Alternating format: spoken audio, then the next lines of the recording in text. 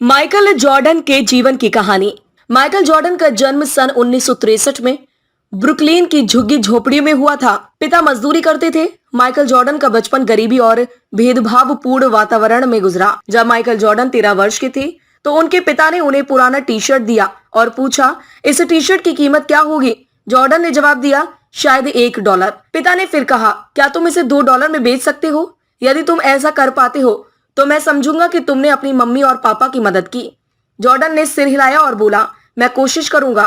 Jordan ने T shirt को सावधानी से धोया और फिर धूप में सूखने के लिए डाल दिया। अगले दिन वो टी शर्ट को बेचने के लिए एक व्यस्त स्टेशन पर गया। वहां 6 घंटे से अधिक समय तक बेचने की कोशिश की। अंततः में जॉर्डन टी शर्ट बेचने में कामयाब रहा। अब उसने $2 लिए और घर भाग गया। उसके बाद हर दिन वह इस्तेमाल किए गए कपड़ों की तलाश करता था, फिर भीड़ में निकल जाता था और बेच देता था। 10 दिन से अधिक समय बीतने पर उनके पिता ने उन्हें एक बार फिर से इस्तेमाल किया हुआ कपड़ा दिया और कहा, तुम्हें क्या लगता है इन कपड़ों को $20 तक कैसे बेचा जाए?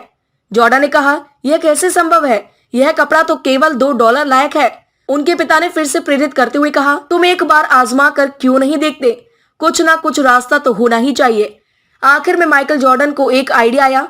उसने अपने चचेरे भाई से उस कपड़े पर डोनाल्ड डक और शरारती मिकी माउस का फोटो बनवा लिया। फिर उसने एक अमीर बच्चों के स्कूल में इसे बेचने की कोशिश की।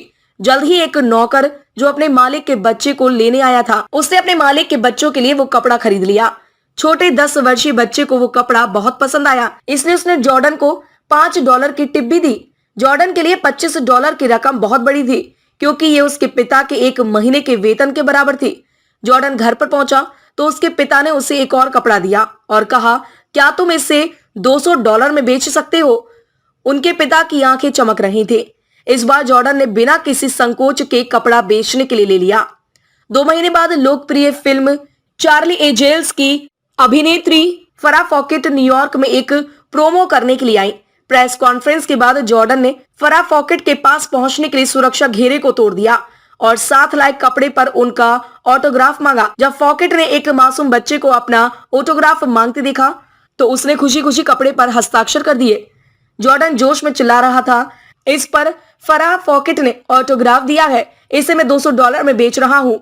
जॉर्डन ने कपड़े की नीलामी की और एक बिजनेसमैन ने इसे $1200 में खरीद लिया। घर लौटने पर उसके पिता ने आंसू बहाते हुए कहा, यह मेरी समझ से बाहर है कि तुम ऐसा करने में सफल रहे मेरे बच्चे, तुम बहुत महान हो। उस रात जॉर्डन अपने पिता के साथ सोया। सोते हुए पिता ने पूछा, बेटे तुमको जो 3 कपड़े मैंने दिए हैं उनको बेचने का अनुभव क्या रहा? जॉर्डन ने भावुक होकर उत्तर दिया, जो दिमाग सोच सकता है उस तक पहुंचने का रास्ता भी कहीं ना कहीं जरूर होता है। उसके पिता ने सिर हिलाया और कहा, तुम जो कह रही हो वह सही है। मैं तुमको यह बताना चाहता था कि $1 के लायक कपड़े की कीमत भी हजारों डॉलर में हो सकती है। उसी प्रकार हो सकता है कि अभी हम गरीब हैं, हमारी हालत ठीक नहीं है, हम उन्हें सुधार सकते हैं। यह इस बात पर निर्भर करता है कि हम उन क्षमताओं का उपयोग कैसे करते हैं जो हम में से हर एक इंसान में मौजूद है। जॉर्डन के दिमाग में तुरंत एक नया सूरज उगा।